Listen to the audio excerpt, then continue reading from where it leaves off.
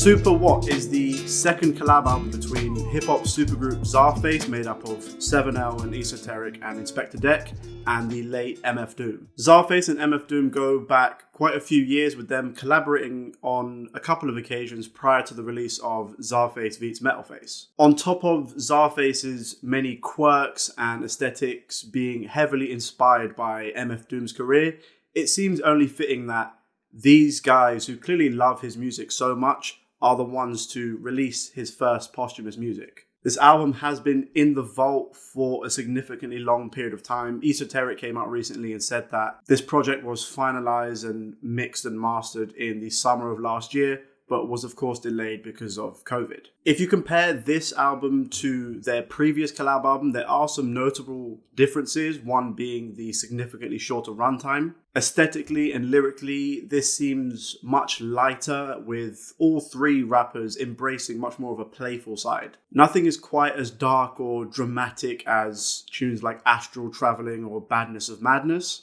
That sound is kind of replaced by zany, spacey, and more experimental beats. Like on the song Mando Calrissian, and fittingly enough, the entire thing is otherworldly with the dusty, dirty, grimy film glossed over it. The three mini verses have all three rappers at the top of their game. Inspector Deck, as usual, is violently poetic. Doom drops some absolute gems in his verse. Out your element, rational, irrelevant, what he lack in sentiment was stashed in the tenement, sounds brash, so imminent you can hear death, alas cheap cologne, cold swine, beer breath. It's vintage Doom. Esoteric towards the end of the song has my favourite verse on this particular track and one of the strongest verses on the entire project. As usual, his bars are laden with various pop culture references. He finishes this particular verse by saying, "Get loose, swear on my name like shih tzus, flip the truth like Cliff Booth when he whipped Bruce." Now, in terms of Doom's contribution to this project, I'm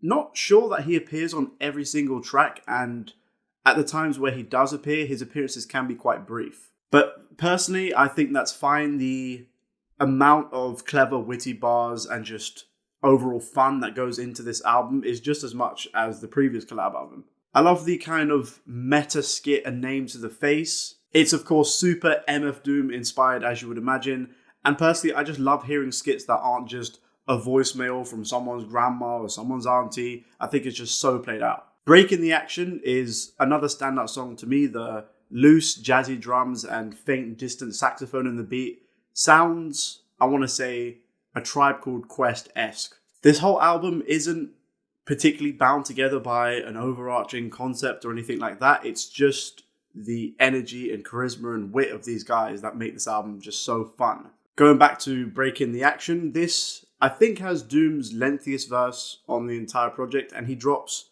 one of the most hilarious bars on the entire thing. He ends up rhyming conniving with this vocal sample of Hyman. Esoteric again, I know it might be sacrilege because Doom is on this album, but I think he is the strongest rapper on this entire project. He says, "Lay him out like a floor plan, sick of playing optimistic like I'm in Tom York's band. You lost your mystique and leaked on 4chan for your 4 fans, you're Oregon, no Portland."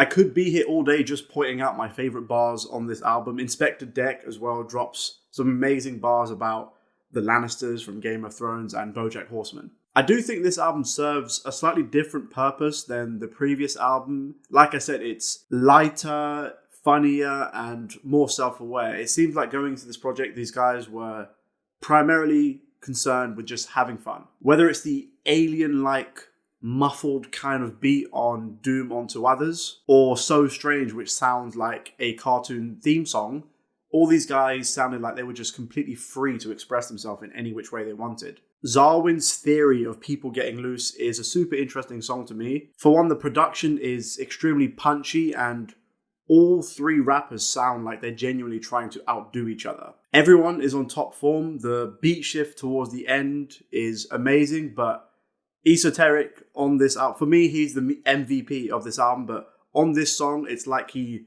channeled the spirit of Big Pun. Some of his bars and flows on this song is just like genuinely mind-blowing. People liken me to question, nobody can truly see me. When it comes to rap, I'm as brutal as Mussolini. My patience wearing thing, I'm Ratajkowski at arenas. Once again, speaking of Esoteric, he gets a song to himself on This Is Canon Now. And for me, this is the standout song. It's the simplest. It's just a homage to Esoteric's clear love and passion for all things superhero related. Esoteric opens up the song by saying, "Bottom line, I'm only human, that's the deal. I want powers, but I'm not a superhero, so I steal. Yo, assemble your Avengers. If I want it, I'ma take it. Jacked Iron Man for his suit and left him stark naked." He also says, "Thanos tried to take me out. He should have gone for the dome. That's a 5-finger discount for 6 stones." The last one I'll point out because, again, I could just sit here listing the amazing bars on pretty much every single one of these songs. "Anyone can get it when I pay them a visit. Hugh Jack Wolverine for his claws, for they could stick it. Pacifist, nah, put Danny Rand past the fist. I had to grip a couple shields, both caps and nicks, the cracks and bricks. Gotta say a shout out to Jack Kirby because it's actually a Jack move, and I jacked his shit." This is the kind of shit I needed. I haven't heard something like this in such a long time, where it's just rappers just having fun and not trying to do anything else, not trying to say, "Oh, I'm the best, I'm a fuck your bitch, blah, blah, blah, blah, blah." They're just having fun. Now, don't get me wrong, I don't think this is the best or most polished piece of work from any of these artists. It's just super fun, super clever, it's brief, it's only 25 minutes, and I think it's fitting that Doom's memory is immortalized on a project like this because everything about this album goes hand in hand with pretty much everything MF Doom stood for as an artist. Those are my thoughts on this new album. Let me know in the comments down below what you guys think. Make sure to like, subscribe, and on the bell, and I shall see you next time.